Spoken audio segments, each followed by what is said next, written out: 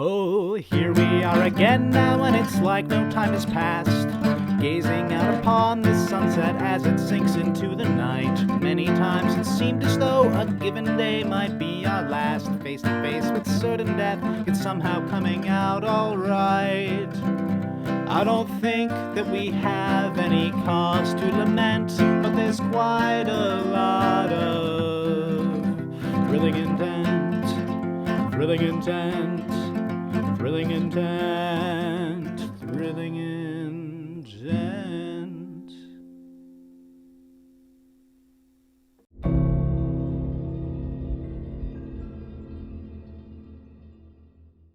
The question is, do you feel like this goes against the order that you were just given? Oh. The second that hits you, you feel a lance of pain through your body, same as before.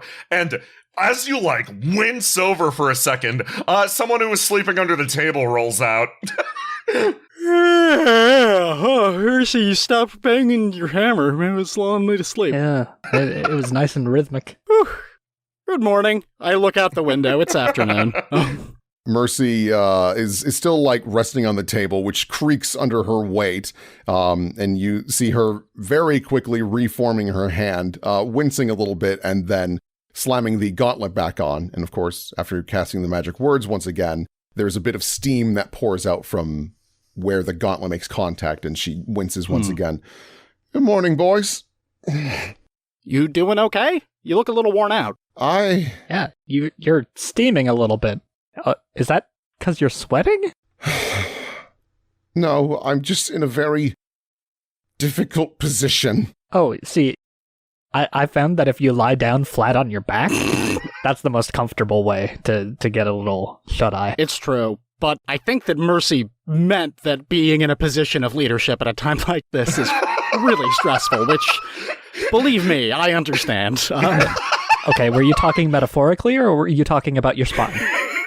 You watch as you mention leadership. Mercy's just straight up, just her hand is actually crushing the metal ingot to the point where it's just flattening between her fingers. I really wish I was in charge, and just throws the ingot into the furnace. Whoa, okay, you are, hey, let's take a deep breath here. Yeah, you can be in charge. You are very, Wait. you are, maybe not entirely in charge. You're quite in charge, though. Yeah, well, who's more in charge than you? There is a clamor at the door as Valafi Sr. rushes into the room, rapidly rounds the corner, and is like, We've got a problem. I'm sure we do, Dad. Look, I don't care if your cardboard cutouts got... The ASMR are abandoning the city en masse. What? He, covered in a line of sweat. All at once? Yes, they said that they have to leave to defend the tower. Defend the tower? And they're just leaving? Are they going straight to the tower? What? She's nodding fervently. Come on, let's... And then he stops and looks at Mercy. She's just breathing heavy. Mercy? Hi. Did something happen? That should be more than enough evidence. That just really solidifies my concerns. What's going on? What's changed? Did you sleep poorly? Mercy puts a hand up to her throat because she's like, I don't know what I can say. Speak in whatever general terms you need to, but do you have a new task? It's called an oath. Oath? Yeah, I was getting there. Your father's insufferable even now. I move over here, I grab a rag from it, the forging supplies, and I stick it into my dad's mouth. Oh, it's covered in grease and everything. Yeah, no, a little something for you to suck on while you stop talking. I'd like to register that your father is even weaker than you, so you guys get into the most the lamest slap fight. Off in the corner as you do this. Not now, Dad. Look, I know this is an emergency. She's just slowly flipping you the bird the entire time. Yes. Yeah, wait, I know. Are you saying we got betrayed by every ASMR ever? Not by choice, I assure you. Betray sounds unfair. Were you given an order? Were you given an order to betray us? I've been given a new oath. What happened to your old oath? It's still there, it's just not my priority. Do you need to leave? Are you also going to go and protect the tower? If I don't know what'll happen. What? I suppose I'll just die. What? Betrayal! Betrayal! We can't have that happening. Gregor, there are shenanigans afoot right now, okay? Marcus, she's betraying us. She doesn't want to. No, It's not no, out I of know. choice. That's the worst part. I know. She would never do that. But look, I know she wouldn't, but we need to try and stay calm and keep our wits about us and figure out as much as we can, because we may be the only people who can possibly save Mercy and the rest of the ASMR from this compulsion, this new oath. What? I pull the rag out of his mouth. Nothing, I just wanted to get your attention. Really? You shoved the rag back in his mouth. Not the time, Dad. Not the time. Mercy, we're gonna do everything that we can to try and get you out of this. I need to see my family. Marcus starts nodding and then says, like, wait. Stay here with her, I'll go get them. Don't wait. Hmm? Don't bring Faria. What? Blinking. Why? Right now, Faria is one of the main people who is utterly indispensable to our... I kind of glance over at Mercy. Our nebulous goal. I see how... And I don't want Mercy to be in an even harder position than she already is. I see, yes, that would be exceptionally tragic. I will inform him of the situation, though. Please do. Runs Mercy, off. do you understand what I'm doing? No, I do, and I deeply appreciate it. I am so sorry that I can't simply bring them all here. No, it's the right decision. I'm right now. I'm just a little scatterbrained. A lot has happened. Gregor draws his glaive. Mercedes? Mercy looks to you, and she actually summons a hammer. Don't you dare! One of Marcus the things I needed to talk to him about. In between them. No, hey, that's a hammer. Do you feel compelled to attack me? You think some goddamn paperman like you's gonna stop us? Hey. No, but I might be able to stop this from devolving into a fucking fight to the death. Gregor, can you please put your glaive away right now? Okay, we're going to do everything we can, but that doesn't mean fighting right this second. Mercedes, do you feel like attacking me? Please trust me. No, I do not have any interest, but I am in a defensive position, not because of the fucking tower, but because I need to know what would happen if you cut it, because I thought the same thing, which is why I wanted to talk to Faria. It was the first thing I thought of. Here I go, walking around Marcus and turning my back to you. Gregor, please. Just put your glaive down for a moment. I'm looking over there and not paying attention. I put myself in between Gregor and Mercy again. Not that I know that you're there. Mercy? You take a second as this tense air fills the room, and before too long, runs in, carrying these two.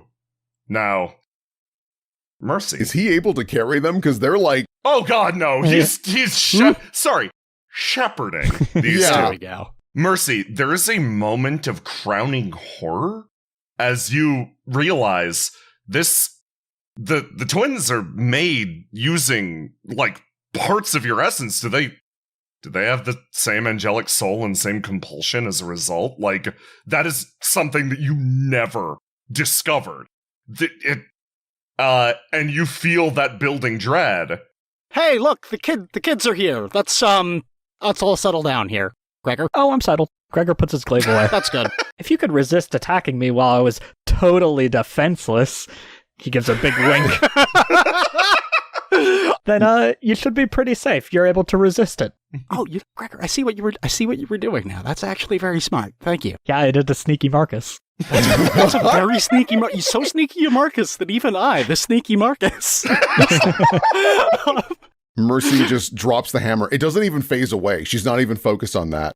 And sprints over the girls, and they're like, "Oh, hey, Mom!" Whoa! And they both immediately get picked up. Oh, hello, my sweet little marshmallows. Okay, Mom? Marcus stands by kind of attentively, but trying to seem casual. Is everything okay, Mom? Everything is, possibly, out of curiosity, have you been feeling different today at all, in any capacity? Well, you're a little hungry. Yeah, it's probably breakfast time about now. Right, anything else, though? A headache, Any sudden desires to do something incredibly specific out of nowhere? Something betrayal-y?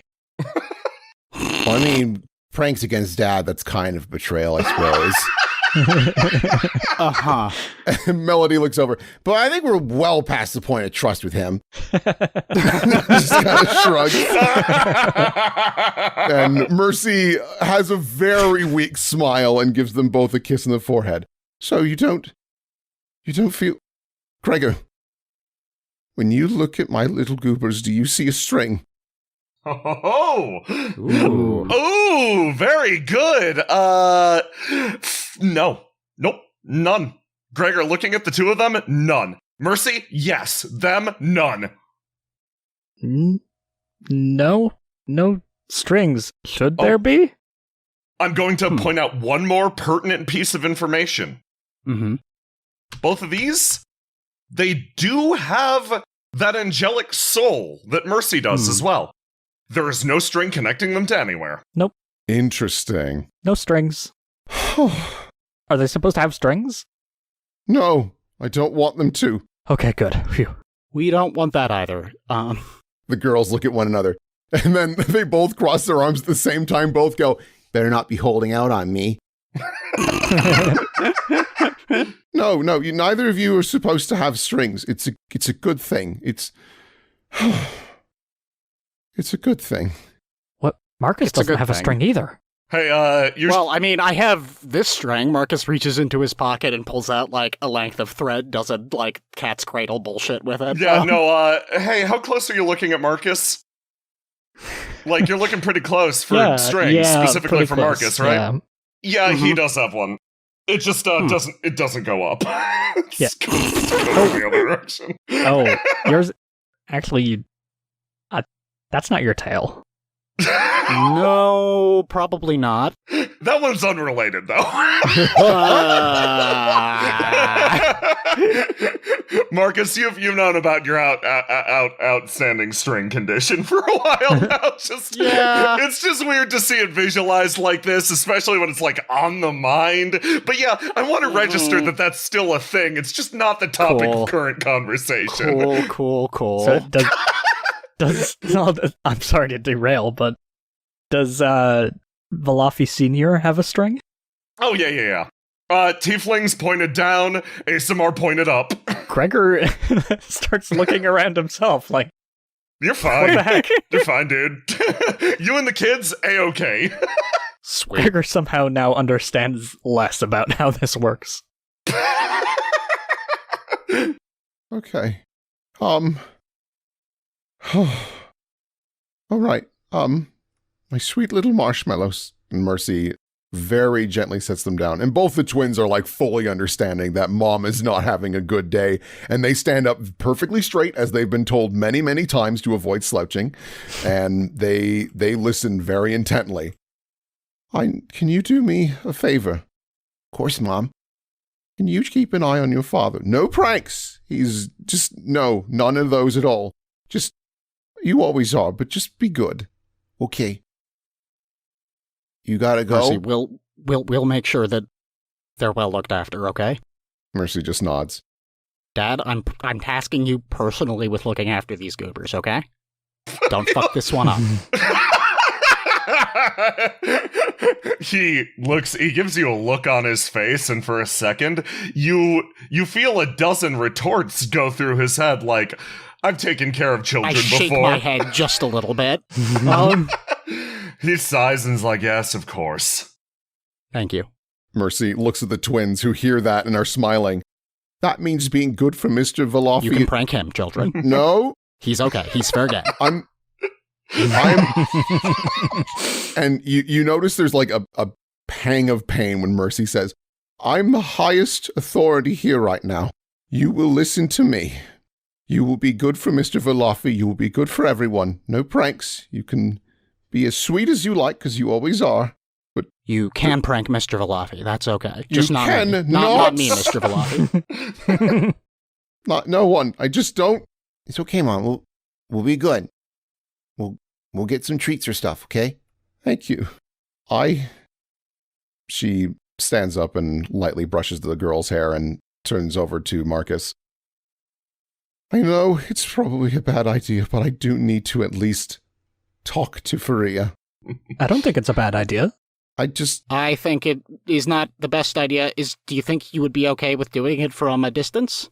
Oh boy, you say that, and yeah, you hear clattering down the hall as someone has broken free of his fucking guards and is moving into the room, and Senior Golov is like, No, I'm waving my hands. Rubs the bridge of his nose, is like, I assigned 3 guards to him because he looked like a string bean, but here he is. Faria moves into the room, he's like, let me see my fucking wife. He looks at you dead in the eyes. I set my fucking feet and I conjure a shadow wall directly behind me. Yeah, you just listen to me. Just listen to me for a moment, okay? Where did they go? Give me a roll to razzle dazzle. Of course. 4 and a 3 for 7. 4 and a 3 for 7 plus the 4. Okay, that is a full success. He shuts the fuck up and looks at you. Okay. Surely by now you're privy to the fact that the ASMR all around us are switching their alliances and going to defend the tower. Yes. I assume that you then realize that means the same thing is happening with your wife, no matter how hard she might be trying to counteract or avoid it. He's nodding along and giving you the go-on hand like, yes, that is exactly the reason why, and he pulls out a vial and aims it at your wall like, I'm going to burn your wall down to get to my wife. You realize that right now you are personally one of the most central threats to the continued existence of the tower that the ASMR are now swearing to defend. Do you want to put your wife in a position where she might have to choose between killing you and breaking her oath? Faria, oh my god. Marcus, you are a clever man. Despite what the world might say about you, despite how sassy the narrator might be to you sometimes, Marcus, you are a very intelligent person. And in this moment, you actually managed to pretty cleanly read Faria's mind. You've got the mind of a schemer as well. Both of you kind of do. And you see a dozen plans flash through Faria's head. And the look of recognition is he shifts ever so slightly, grips the potion and actually changes his posture. And he's like, okay. Well, that's simple then. I just need to do something to myself that no longer renders me a threat. That is a very cold and calculated action that boils to the surface immediately, and you recognize that look because you fucking travel with Harlock. But immediately afterwards, he's like... He relaxes. He realizes his wife and his kids are over there. He can't do that to himself. This is not the time to be clever. And he... You know there's no easy way to accomplish that in an instant here. Believe me, I despise having to do this. This is the last thing in the world that I want to do right now. But it's important. I wouldn't be a proper friend to you and to Mercy if I didn't stop you like this. You see all of that rage that's coiled like a spring. Oh, it's not rage, it's concern. All that concern that's coiled like a spring loosen. And he puts the potion back. Your words have gotten through to him.